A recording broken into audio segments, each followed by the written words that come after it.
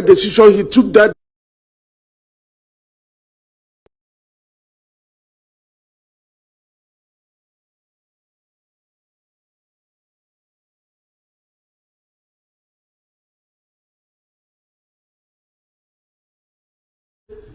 we expect in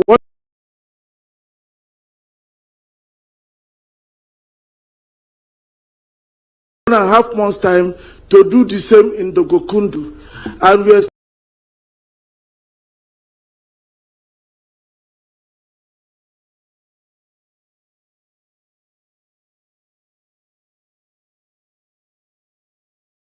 expect in about 3 months' time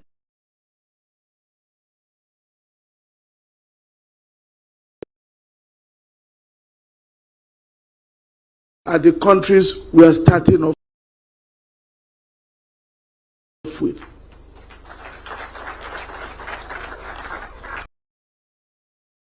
So by the end of September, we provide land for developers.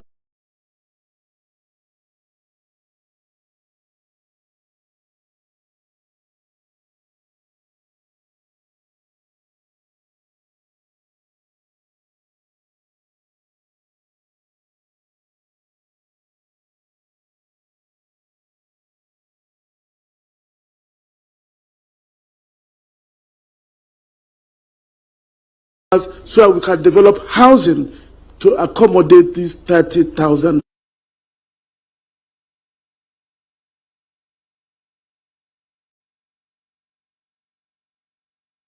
So all the investors who are here for coming.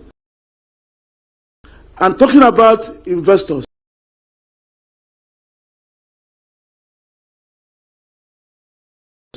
I want you to know that in every place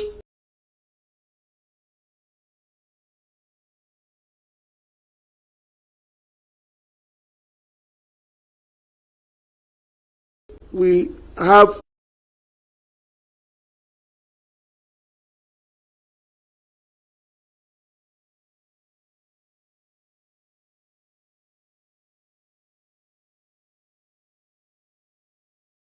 be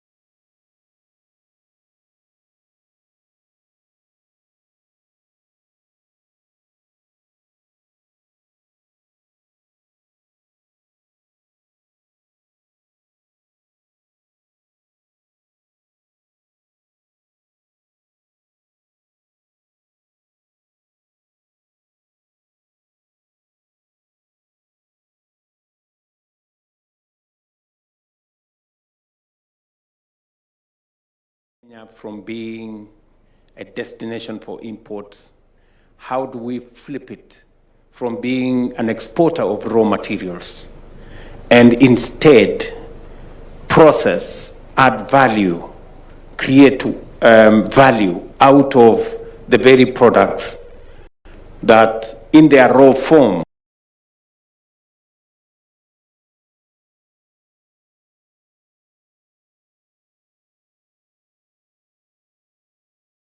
and instead process, add value, create value out of the very products that in their raw form would not give us as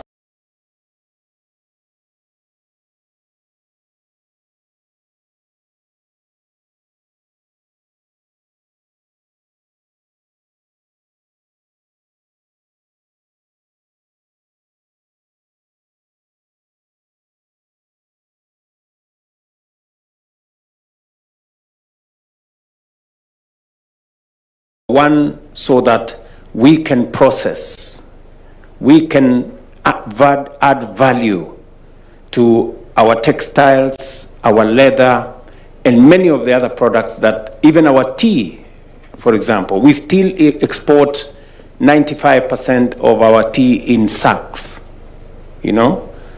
Other countries export their tea in sachets, processed, value added. Special economic zones is the place where we want to use to add value to all the products we produce in Kenya. From tea, to coffee, to leather, to textiles, and on and on. Already, some of the policy interventions that we have put in place, and I will talk about them later, is for us to be able to create the correct fiscal and financial ecosystem to support this exercise. So it's for purposes of processing and adding value to our products, and much more importantly is for us to create jobs for the young people. We have a big youth bulge, educated. We spend close to 650 billion Kenya shillings, about $5 billion every year, to educate our young people. We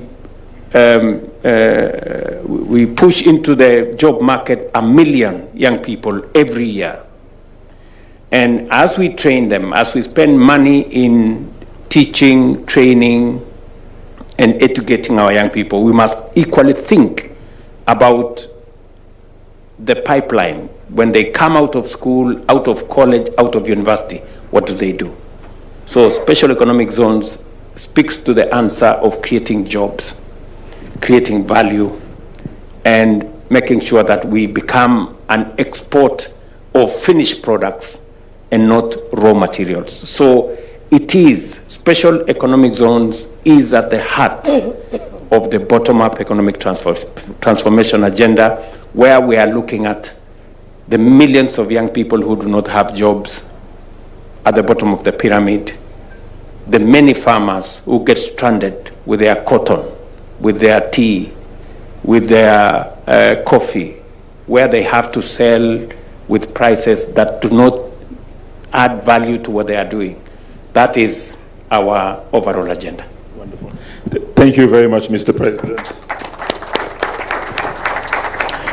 We heard you loud and clear. The government has the vision, made the public investments, both educating people, and the government wants to add more value and create jobs.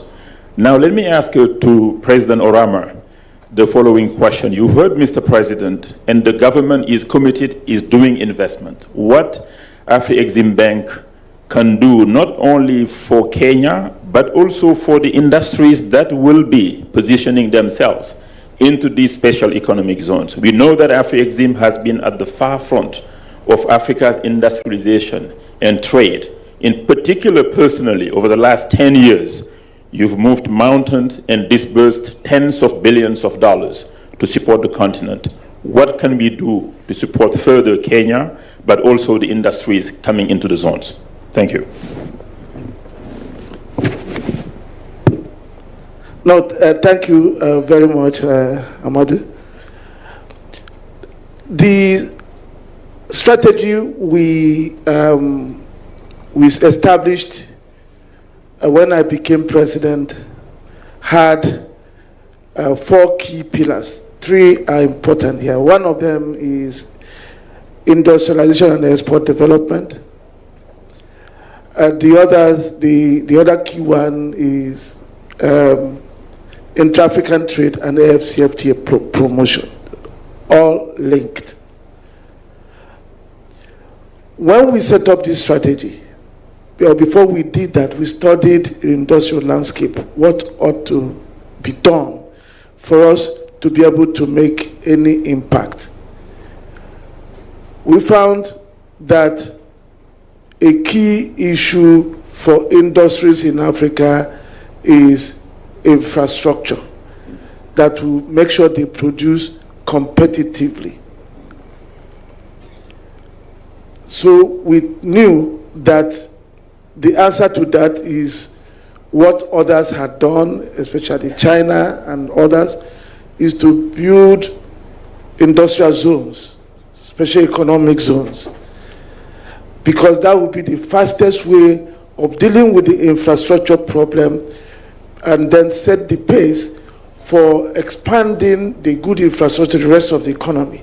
If you wanted to wait for the investments that will go through that the economy so that everywhere is good for industrialization, you wait for too long, because Africa required about, at that time, about $110 billion every year for the 10 years to be able to build the infrastructure it needed. Africa did not have that money. So we knew the industrial parks would be the way to go.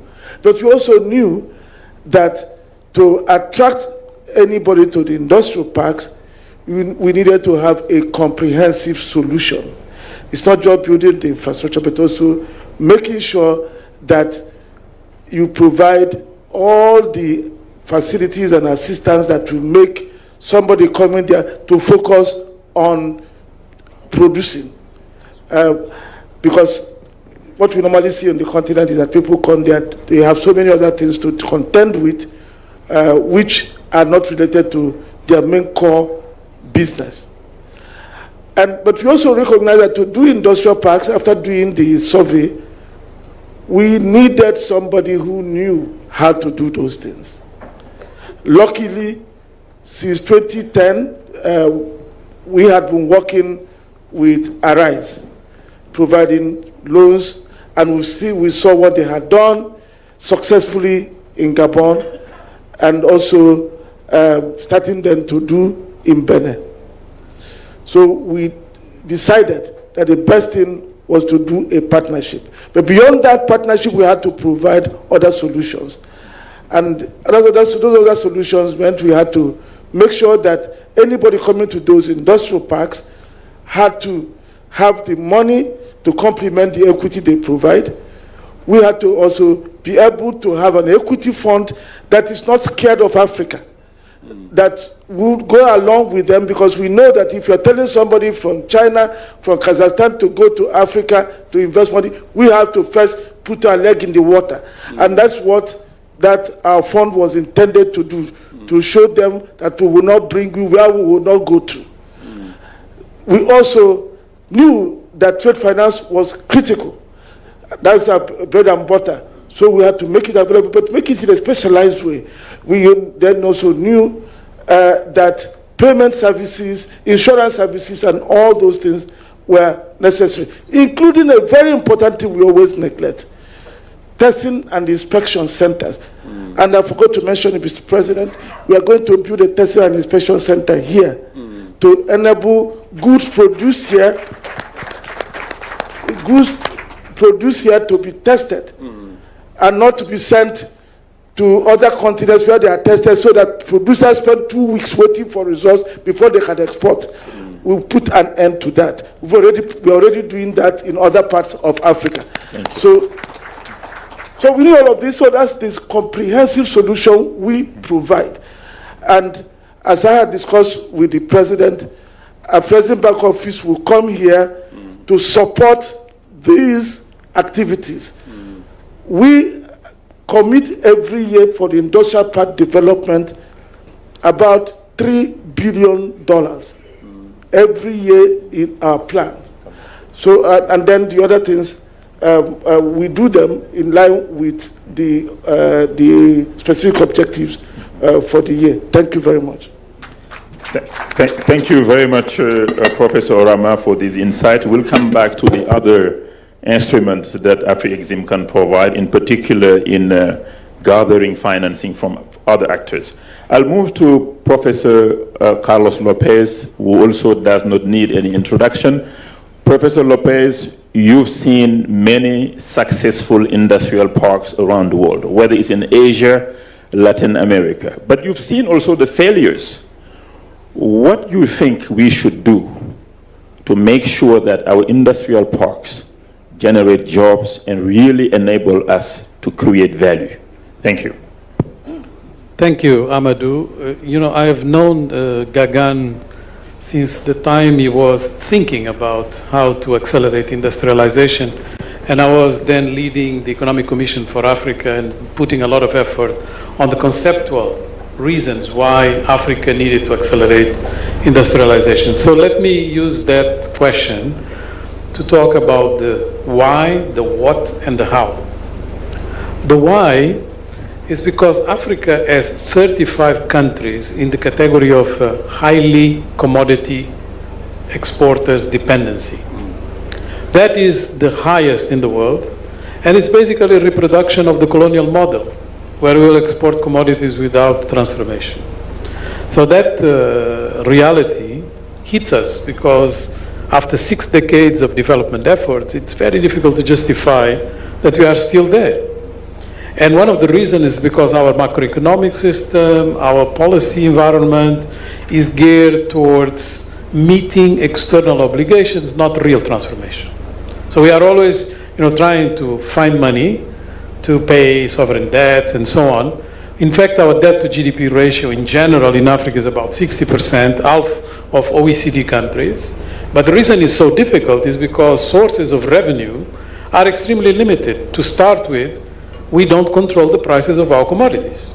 So therefore, our number one economic value is already hampered by the way the system works.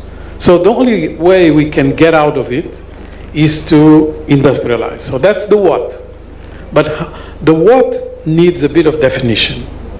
Precisely because of the experiments of the past, we are the latecomers. So we are the last ones to come to the party. And we have to learn not to be a landing strip, but a launching pad. And this is a very different prospect. If you are a landing strip, which is just going to incrementally do what you have learned from others. No. The moment requires a completely different take, requires a different way of doing industrialization. When you are a latecomer, you have a lot of problems. Your regulatory system is much more complex. Your access to capital more limited. The intellectual property regimes are not going to be favorable. You can go on with the list. Not to mention your internal conditions, like your skill set, your infrastructure, your access to energy in particular, can all become real challenges that will not allow you to do proper industrialization. And that has been used as an excuse to keep pushing us, policy-wise, to be much more on diversification of the economy than industrialization. That's what we are told by the experts. So what is diversification? It can be, you diversify from cocoa to coffee or from tea to coffee. That's diversification. But it doesn't change structurally the economy. So how are we going to change it? And why do we need to change it? And that's the why. The why is because we need jobs.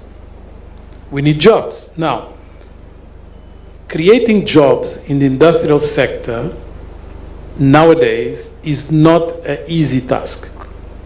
It requires a different approach. The first thing we have to learn from the mistakes of the past is that we need an ecosystem. And that's why Arise has integrated in its tagline. Yes, it needs to be an ecosystem because we need the financial innovation, we need tech-savvy logistics, we need climate-smart interventions, We need a whole array of issues that are going to position us differently. And that's what is on offer. Now, you can look into the experiments of Asia, very successful, because they created within the special economic zones or industrial parks a sort of a propeller for a lot of activities around.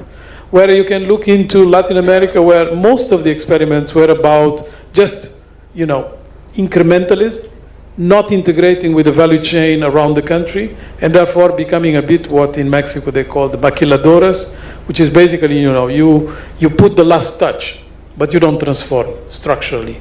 So we have to avoid those mistakes, and to avoid those mistakes, we need an integrated system, and that's what Arise has been successful in doing so far. Thank you very much, Professor Lopez. We heard about the mistakes that we need to avoid. Arise has been able to do that over the last 14 years. Gagan, you've been very successful in Central Africa and West Africa. Now we are here in Kenya. How can we sort of scale today's project, replicate it in Kenya, but also across Africa? What kind of gaps do you see that governments and DFIs can step in to fill? Thank you. Thanks, Amadou. I think I'll first start by saying the industrialization does not pass through just by people sitting here. The industrialization actually passes through all of you sitting here. And what I mean is, I think every time you buy some product, be it your ordinary toothpaste, be it your shoe, be it your clothes, be it anything you use, please ask yourself, are you buying something made in Africa or not? Because that is where the industrialization will start. So I think the first mentality that I want to really push through is that every day we should ask ourselves, are we buying made in Africa or not? And I'll use this forum to request President, maybe President, you need to mandate that twice a week everybody should we are made in Kenya. So that everybody is forced to be made in Kenya, and that's how we drive the demand. Because I think all the time we think of exporting products, we need to think of what we can consume locally, made in locally. Very specifically, Amaru, to your question, I think from a Arise perspective, when we look at developing an industrial ecosystem, what we really look at seeing is how can we ensure that we can produce goods competitively? And that competitive production comes because of multiple things. Availability of raw materials, so we ensure what the country has, which we can transform. Secondly, building all the infrastructure that makes it competitive. So ensuring the power is at right price, ensuring the utilities like effluent treatment is the right price. Thirdly, ensuring that we have trained manpower which is productive. So putting the vocational training center, so we have trained people, so when industries hire them, the productivity is right. And once you do all this, along with the strong marketing, you get a competitive ecosystem. And at the same time, we focus where the product is going to go. So for example, if we are, as we're talking about, we focus on textile in this industrial zone, because we know Kenya is a $2.2 billion import market. So you clearly have a market here. So when you start producing, it easily becomes, viable.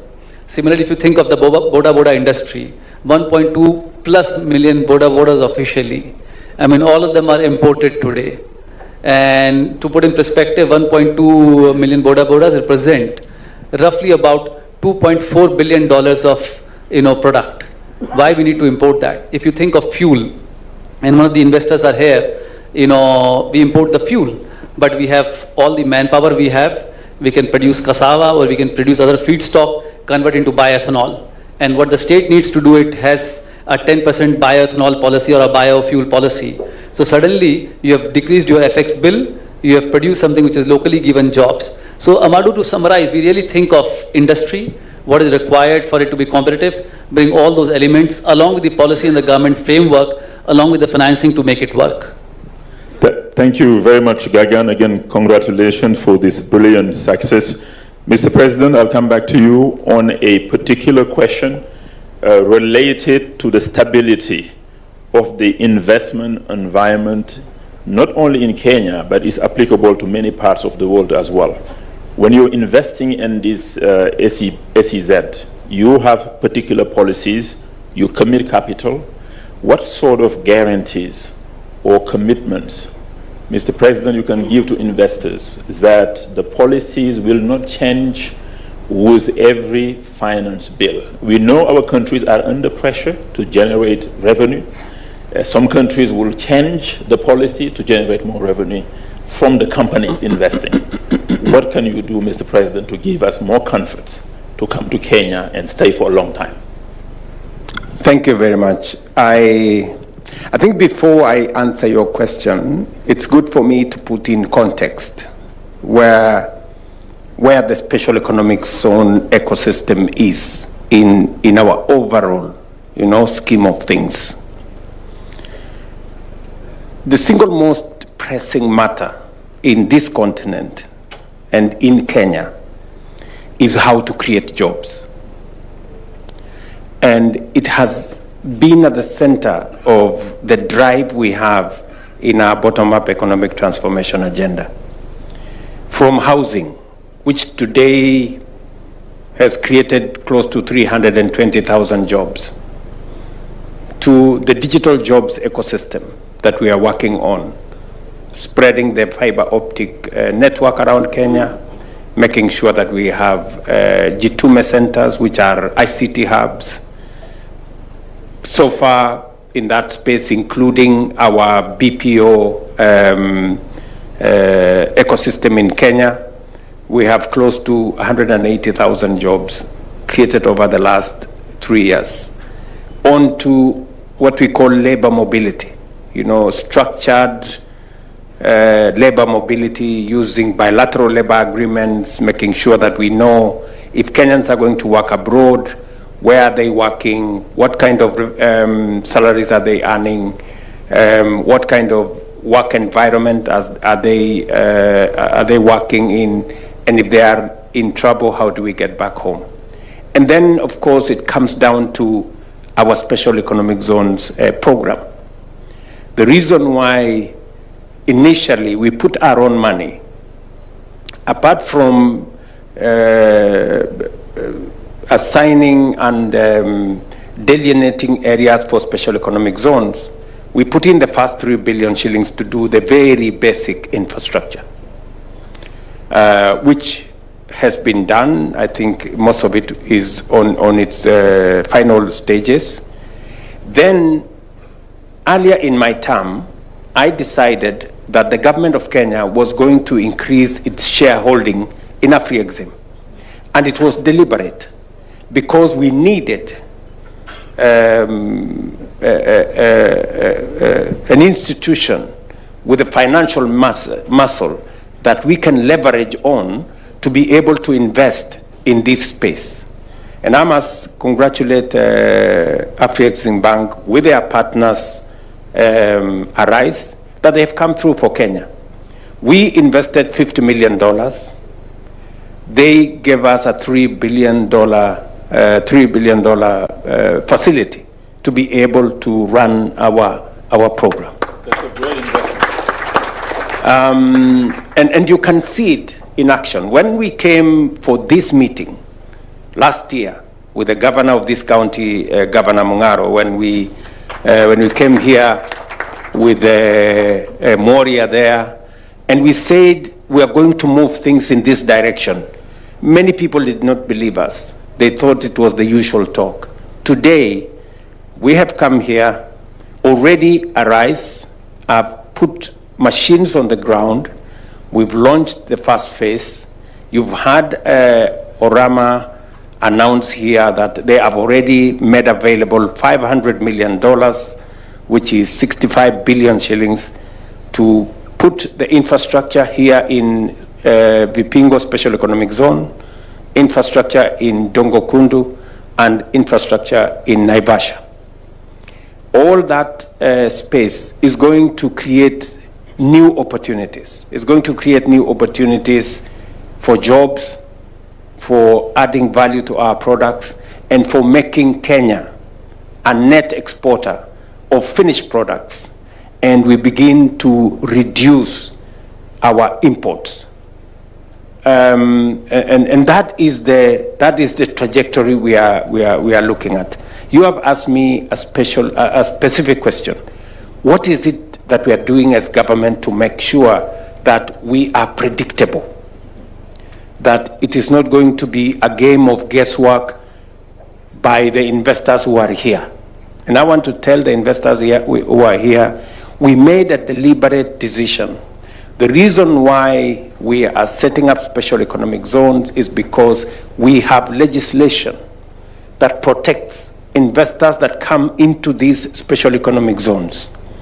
We have made a determination that we will have a 5-year cycle of policy, so that at the very least, you know that as you invest in this space, you have 5 years before there is any discussion on change of any policy in this ecosystem. And number two, we have also made policy decisions, including reducing some of the taxes of some of the materials that will be required for manufacturing. For example, we have removed duties on imports of paper that will be used for manufacturing of tea products, coffee products, export products. We are looking at other interventions, and we are discussing with industry. We have a robust conversation with industry. How is it that we are going to make it easier for companies, for industrialists to invest in the special economic zone, even as we work on setting it up? We have also looked at how are we going to have energy security.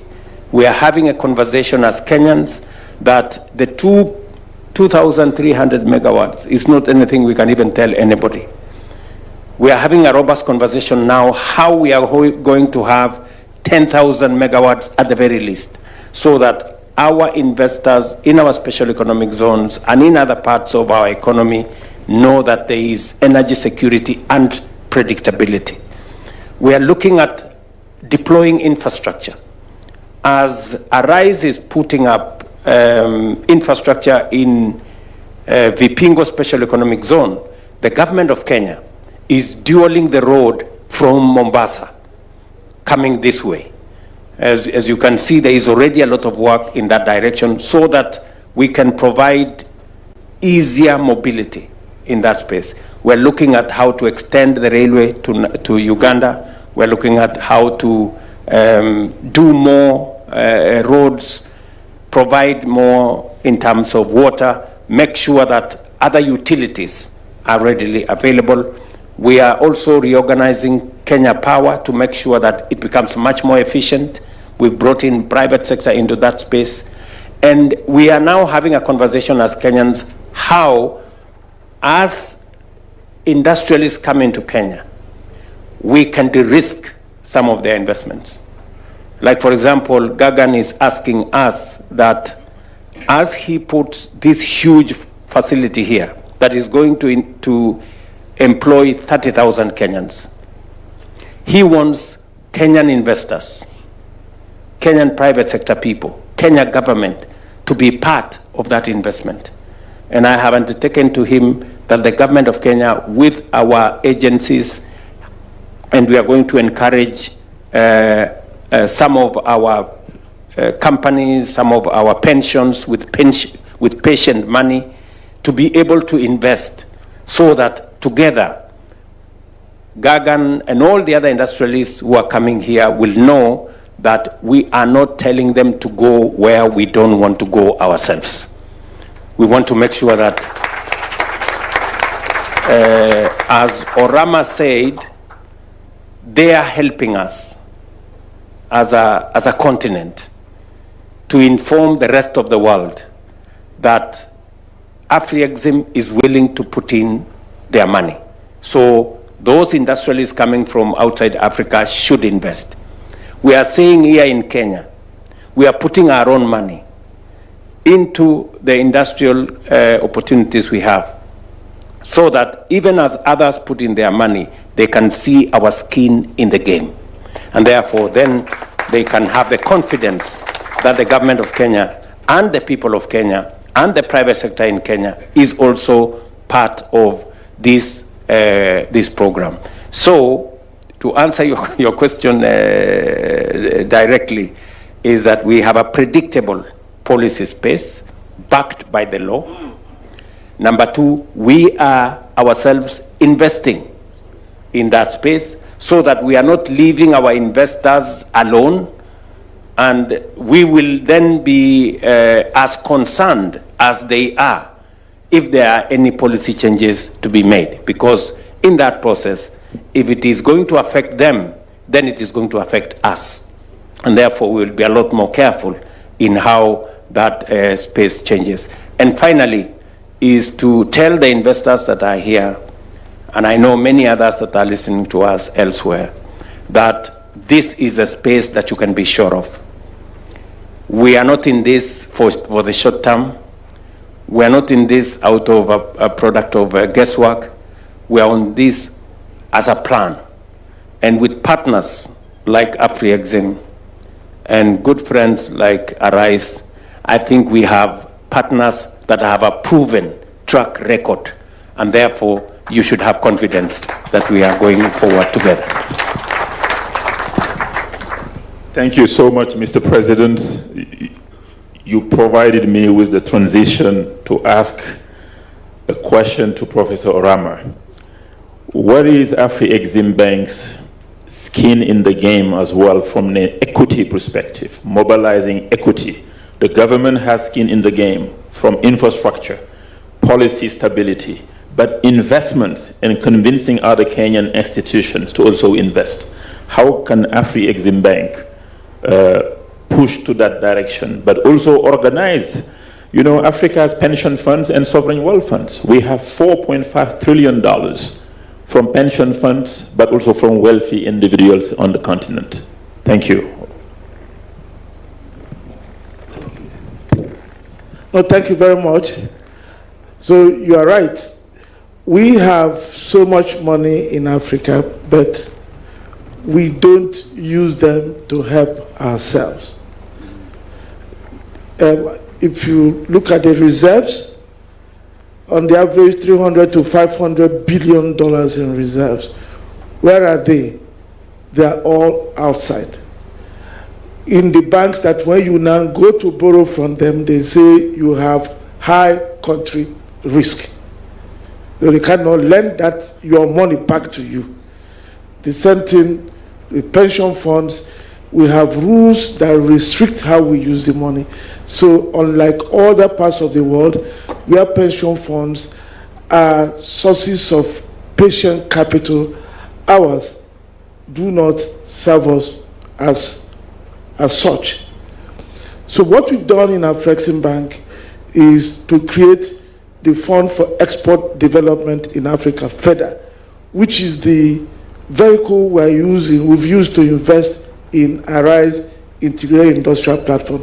And I must thank His Excellency, President Ruto, and his government for Kenya's membership of that fund, because that then enabled us to be able to do some of these things, because it then made it possible for that fund to invest in these parks that we are talking about. But beyond that, we have under the FEDA platform and FEDA investment management.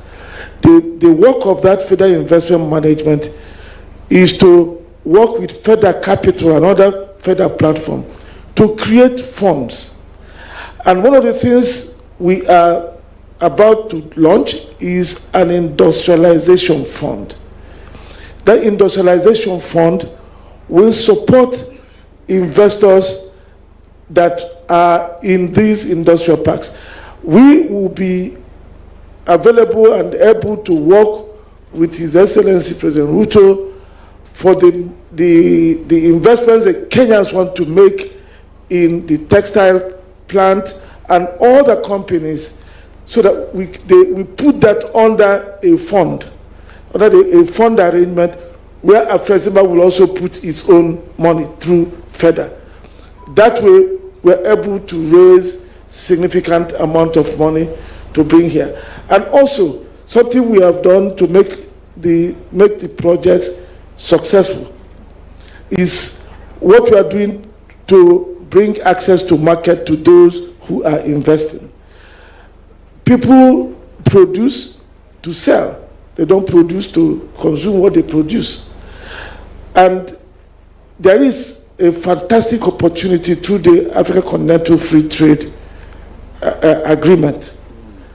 So what we're saying is that when somebody invests here, the whole African market becomes their market.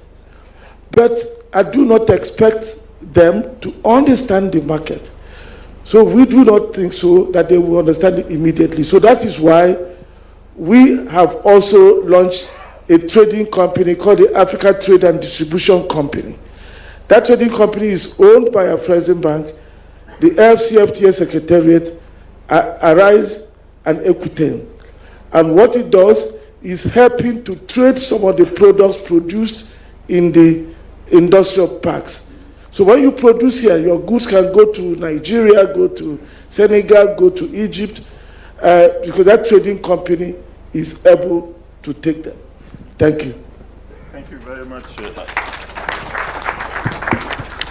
Thank you very much, Professor Orama. You talked about the AFCFTA. I'll use the opportunity to ask to Professor Lopez the question about Kenya's positioning to be the gateway for the AFCFTA.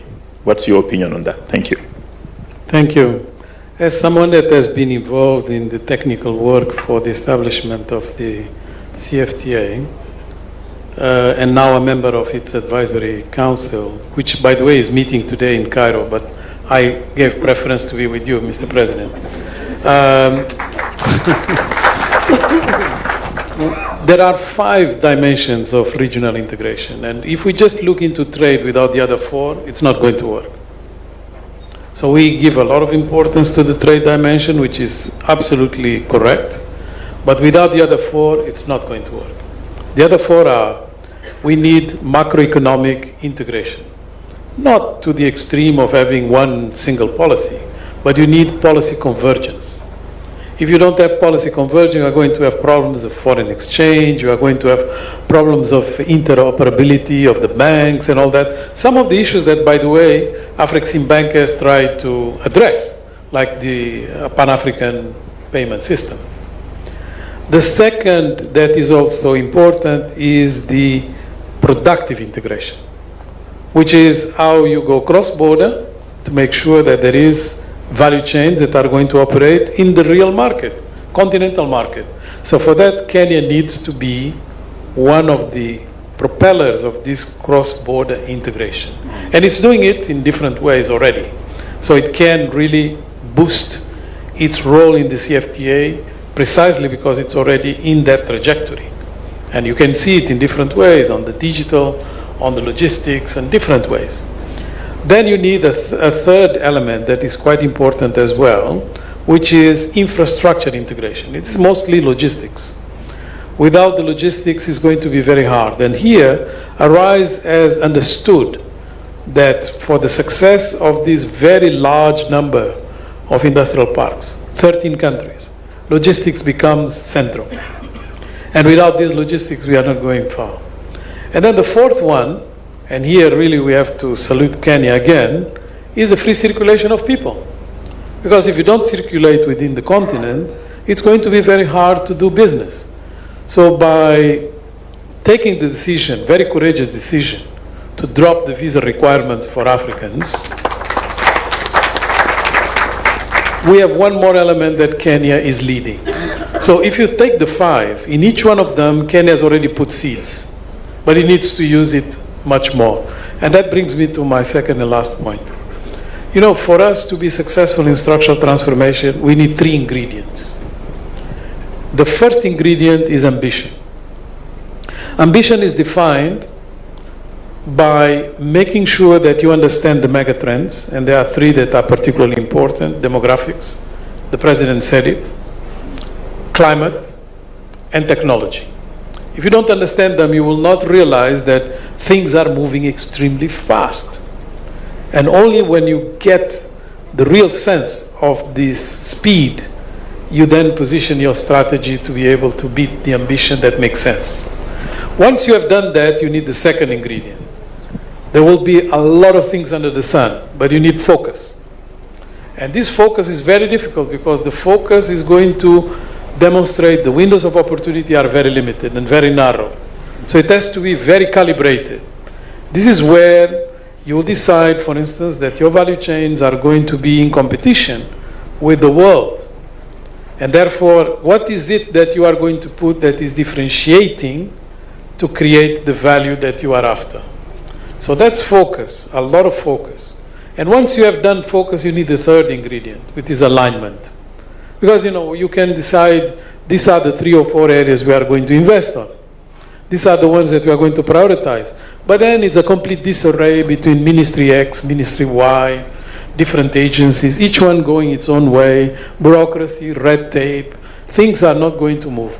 The only way it works is by making sure that coordination is not just a word that we use lightly, but rather coordination is about every single part of the government and key actors of the private sector are going to be elevating that focus into national priority. Thank you very much, Professor Lopez. I will ask one last question to Gagan before handing over to Mr. President for his closing presidential reflections so that we can end the panel. Gagan, we heard that special economic zones can help Kenya be the gateway to the AFCFTA. But that's good. But what we want also is for special economic zones to be the gateway for the local community, for farmers, for small enterprises, micro enterprises, you know, to be their gateway for prosperity as well. What lessons can we learn from your experience in these 13 countries around Africa where ARISE is already? What can we do to make sure that SEZ enable what we call economic growth, but also job creation? I think, Madhu, very important question. My belief is industrialization cannot happen just by foreign investors. Because when a foreign investor invests, when he makes money, he wants to take his money back and build a nice house in his home country. But if a Kenyan invests and he makes money, he will do more industry. So one key focus for us in any country that we go, including Kenya, is how do we bring more and more Kenyan investors to be in the industrial zone. And as President was talking, for example, in textile, we are saying how can we partner with Kenyan investors. So what we do is we run very specific programs to attract local investors to come and invest in the industrial zone. And that program can include co-investment with them by us. So imagine an investor has a good project, we evaluate it and we find it's good, we are happy to invest alongside with him. Then we also work with our partner banks, like President Orama said, with Afreximbank, with AFC and others, to help them finance it, so that we are able to make sure that the local investors are getting equal opportunity. The second part that we clearly see is how do we integrate other industries. So for example, when you see textile industry coming up, you will need somebody to do button manufacturing, you will need somebody to do thread manufacturing, you will need somebody to do other ancillary manufacturing, like packaging material. So here is where we'll attract all the SME sectors to come and establish and provide them long-term offtakes so that they can also establish alongside. I think the third part which is important is you have to ingrain very small practices day to day. I'll give you a simple example. You know, if you go to our Benin industrial zone, we have about 25,000 people that come to work. One choice was we put up a large cafeteria for everybody to come and eat. Instead of doing that, we created a lot of stores for all the mothers to open small cafeterias. So you have over 200 small, mamas who have opened stores and can sell their food products. So our design of the industrial zone is from day one to ensure that we integrate SMEs. Lastly, we'll actually work with the Kenyan government, with the Afreximbank, to see if we can create a small diaspora fund. The idea being that diaspora can put in their money and all the opportunities that come in the industrial zone, they have a choice to invest in those companies. This way we ensure that the SMEs progress and it's a impact round across and not just few companies. Thanks, Amal. Thank you. Thank you very much, Gagan. Mr. President, the last word for you, Excellency. Mr. President, what is your call to action for African governments, development finance institutions, the private sector, but also for the local communities? Call to action so that the special economic zones can become the backbone of Africa's industrial transformation. Thank you, Mr. President.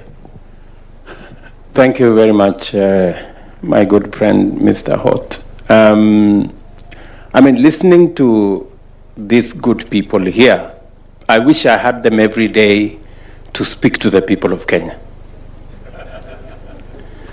Because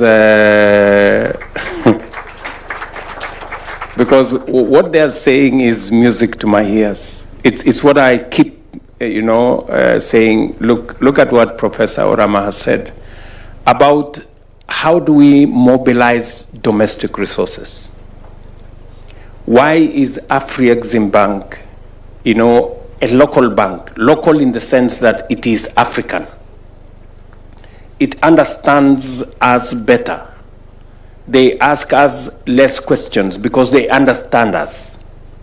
He's just said, we get our own money, we put it in some institutions out there.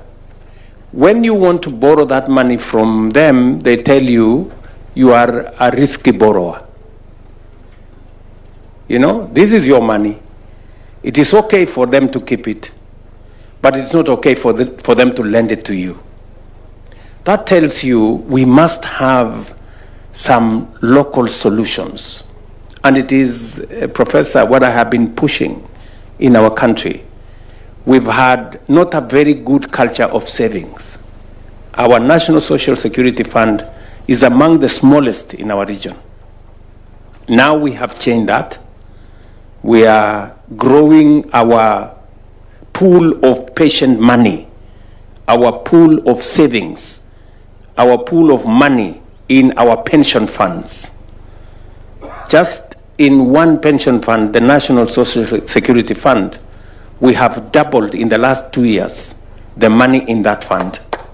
And we will triple it by 2027. We'll have 1 trillion shillings in that fund.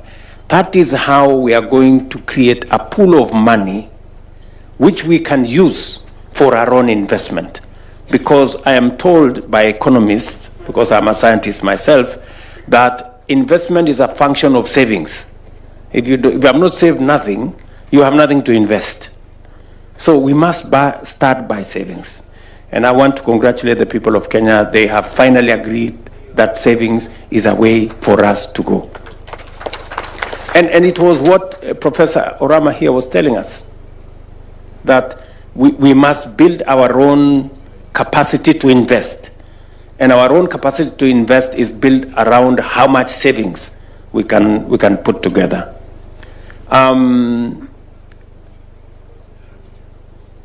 The call to action on that particular agenda is we need to do more around mobilizing domestic resources. Domestic resources for saving, domestic resources for investment. Look at what we have done with our housing program. We have mobilized resources, local resources. We didn't borrow from nobody. We have mobilized local resources. We are building 170,000 housing units, 400 markets, another 72,000 hostel units in Kenya. All we have signed contracts of 600 billion, or let me put it, $4 billion of Kenyan money, which we have mobilized locally. So even as we look for solutions from elsewhere, we must know that there are solutions that are near us here. And I can say that about what we are doing we've mobilized about 300 billion shillings to deploy our health. Again, local money, local solutions. We've rolled that out. And as I listened to my good professor here, Lopez, he said 3 things: ambition, focus, alignment. Our ambition has been very small. When you tell Kenyans we are going to build 200,000 houses, they say it is a lie. When we came here last year and said we are going to put together a team that is going to unlock special economic zone in our region, And I remember when I had a meeting with Professor Orama in Mombasa last year, and we did announce $1 billion of investment in special economic zones in our country. $1 billion looks so much money. People are saying, no, this must not be true. Because our ambition is small. So we are used to mediocrity. We are used to smallness. We must stop this smallness of mind and begin to think big and to think seriously. Look, today here, less than a year later, we have broken ground for an investment here, as has been said by these good people, beginning here, going to Dongo Kundu. Dongo Kundu will be there in a month and a half, and by February next year, we will be breaking ground in Naivasha. So, ambition, this is what this good Lopez is telling us. Let us raise our ambition. Let us stop thinking small.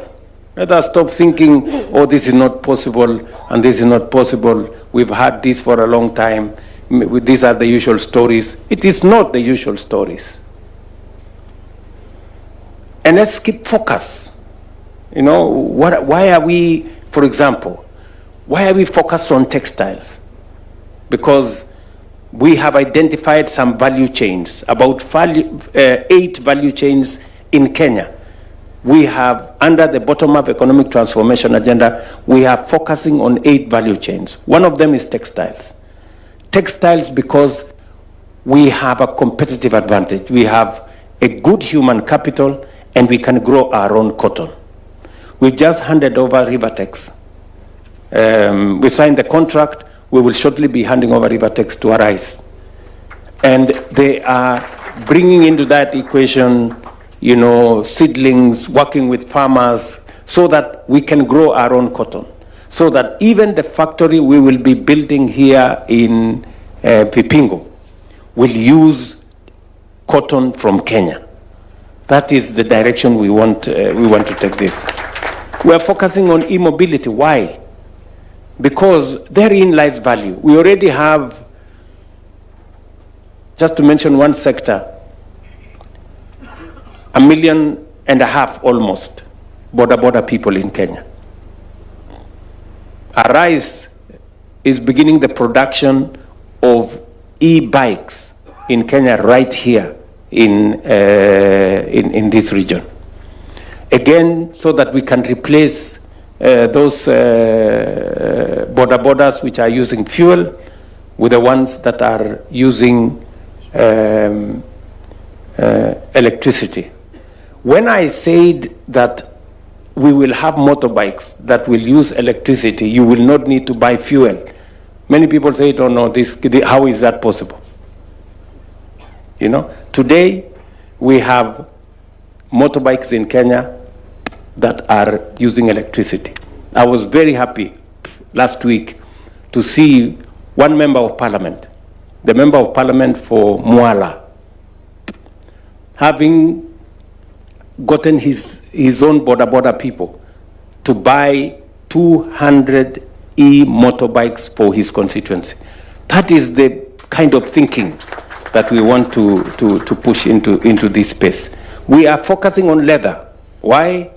Because we have the 3rd largest herd of livestock in the continent. Therefore, we have the raw material.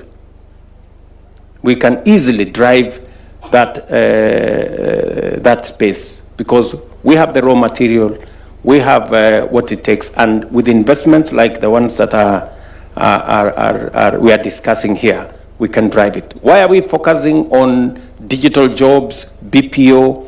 It's because we have a tech-savvy young population, educated, speaking good English, people who can drive that space.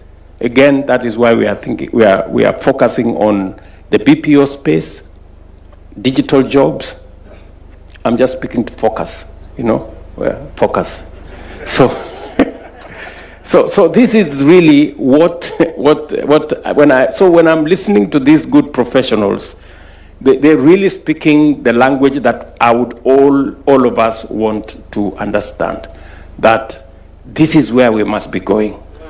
So special economic zones are instruments that we can use in this continent to do three fundamental things.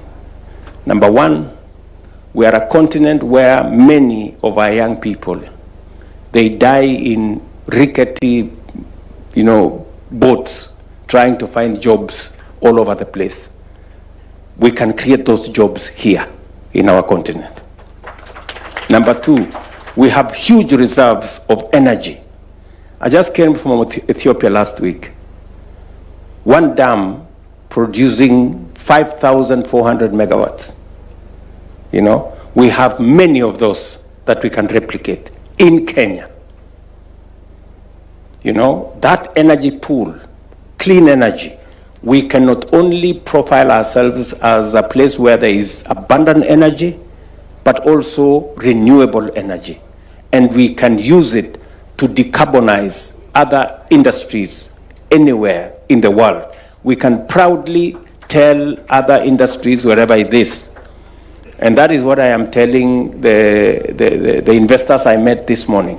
I met investors from Linglong, the biggest tire manufacturers globally. They are here in this conference. They want to set up camp in Kenya. A $200 billion company want to find its way into Kenya. We're telling them they can not only produce out of Kenya because we have the human capital, we have the fiscal and infrastructure capacity, but we can also supply them with clean, green energy. And they cannot only supply for Kenya, they can be manufacturing out of Kenya for global value chain. We're telling the same to Foxconn. We just met again this morning, the largest technology manufacturer of technology phones and company. Again, they can manufacture out of Kenya. So we are saying that there is opportunity in our continent. You not only will help us create jobs, we have some of the best human capital. Number two, we have good energy. We are putting up good infrastructure. We are creating special economic zones. And much more importantly, Africa is going to be the place with the largest single market. So if you are looking for a good market for your products, you have had Africa Continental Free Trade Area and the infrastructure we are setting up around it to create one single market out of this continent, so that if you manufacture out of Vipingo or Dongokundu or Naivasha, your market is 1.4 billion people in this continent. And therefore, there cannot be a better place to set up your industry, your manufacturing facility. This is the place to do it. And speaking about logistics, you cannot get better logistics than what you have here in Mombasa. You have the port here in Mombasa, you have the port in Lamu, and you have everything in between. And we are setting up the infrastructure to connect this port by rail, by road, to the hinterland in our continent. So I am asking every investor, wherever they are, this is the place to set up camp, and we have all what it takes to make sure that your investment is not only safe, but it's also profitable. Thank you very much.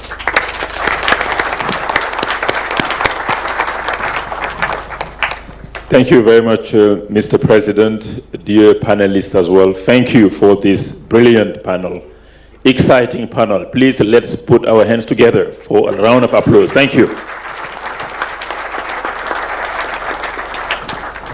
Thank you very much, Mr. President. Another round of applause for the panelists, and thank you for articulating those issues very, very clearly. And after such an engaging moment, let's take our seats kindly. Let's take our seats briefly. After such an engaging moment, there's not much to add, but allow me, Your Excellency, to invite the Governor, Kilifi, Honorable Mngaro, to just say thank you to all that have been in Kilifi this long, and also maybe to highlight areas in case you came with pounds, euros, and dollars, to ensure that you don't go back with them to your countries. Spend them here. Welcome, sir. After which you'll invite the Cabinet Secretary to invite His Excellency to officially pronounce the session closed. Welcome.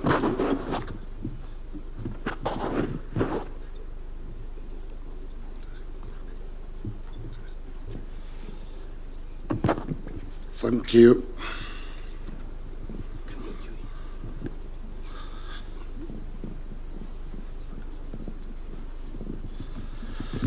Thank you.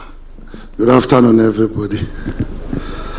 Your Excellency, the President of the Republic of Kenya and Commander-in-Chief of the Defense Forces, Cabinet Secretary present, Permanent Secretaries present, honorable members of Parliament present, distinguished guests, development partners, captains of industry, ladies and gentlemen. That's very quick. Your Excellency, as we draw this transformative forum to a close, allow me to extend my profound gratitude to every delegate, partner, and leader who has contributed to its success. The conversations we have held here have not been routine, but are a motivation to laying a strong foundation for a new wave of investment and partnership across Kenya. Your Excellency, your presence and leadership today are a powerful endorsement of Kenya's commitment to being an investment-ready nation.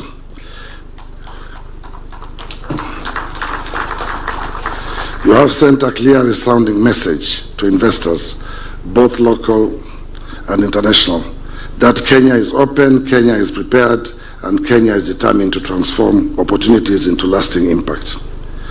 For us in Kilifi, this forum carries a special significance.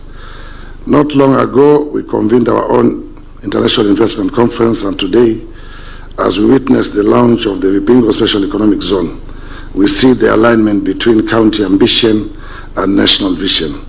Kilifi is proud to stand at the heart of this story, anchoring the coastal investment corridor and demonstrating what is possible when counties, the national government, the private sector, and development partners move in unison.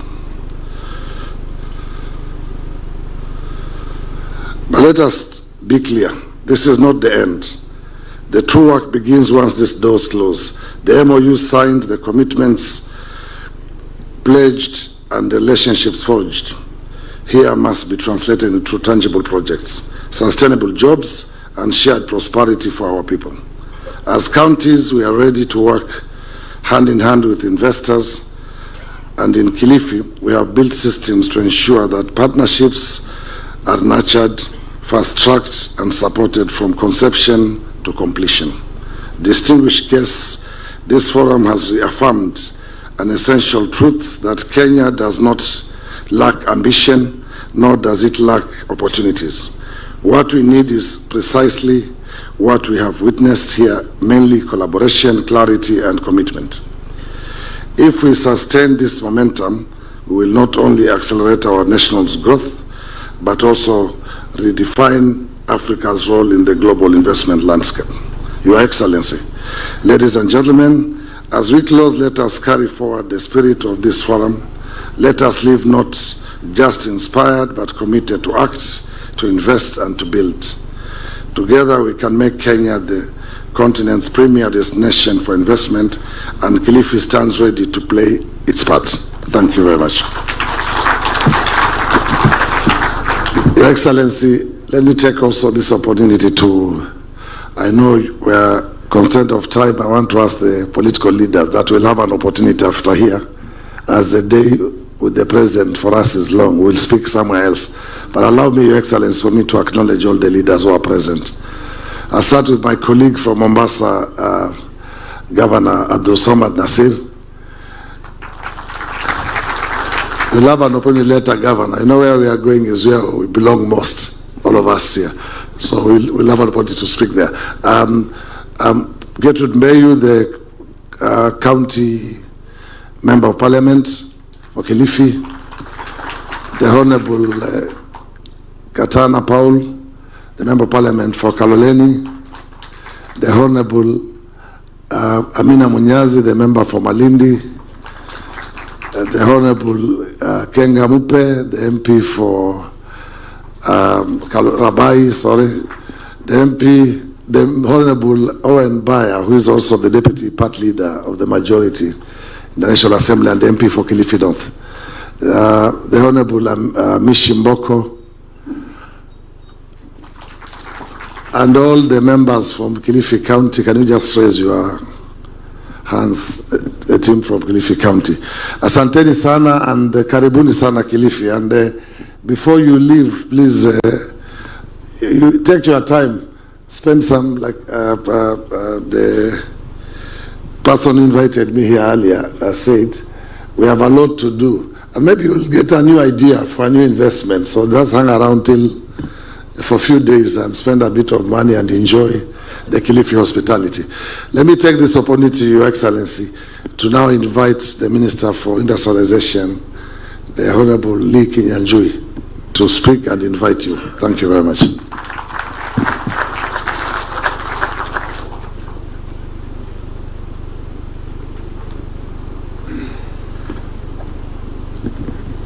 Thank you very much, Governor Mung'aro. Your Excellency, President of the Republic of Kenya and Commander-in-Chief, President of the Afreximbank, all invited guests, my colleague, Cabinet Secretaries, and all leaders here present. Good afternoon. Allow me to take this opportunity first to thank the President for a well-dedicated time to articulate our industrial agenda. No country in the world ever developed by accident. Every country that ever developed had to think through, and some of the steps you have said here are part of that. I want to echo the words of one of the panelists here who also said that the structure of colonization made the colonies the source for raw materials. So deliberate was that structure that 60, 100 years later, we have remained loyal to that. So for us to break that, there must be dedicated thinking, both at the continent level, at the country level, and a conversation among leaders on how we can align. Your Excellency, I want to remind you of an experience we had with one of our industrialists in a place called Nyahururu. He fabricated a vehicle, innovated, and because it would go on the road, he went to register it with our KRA. But the first document he was asked is the import bill, because it was not anticipated that a vehicle would be made in Kenya. So the structure that made or reduced Africa to be just a producer of raw tea, raw coffee, sisal, and other places where it would be developed remains intact. And therefore, I want to salute you for both being a champion and also allowing Kenya to be responsive to investor needs. All the investors, including Afrexim, thank you for believing in Africa. And I want to say, on the agenda of industrialization in Africa, we will rely more on Africa solutions. If Africa is to rise, we need more of the Professor Oramas, who believe in the continent and who know that for us to stop the migration of our young people across the Mediterranean, something must be done here.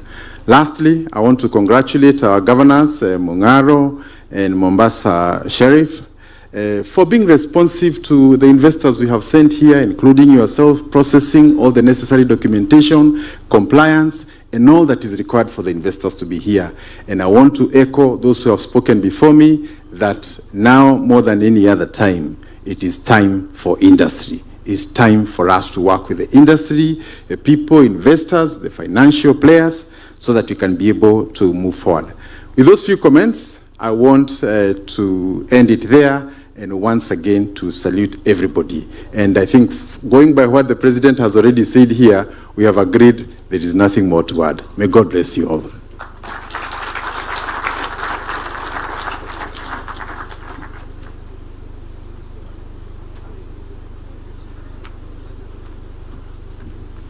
Another round of applause for CS. And with that, we will end with the national anthem. But before that, Your Excellency.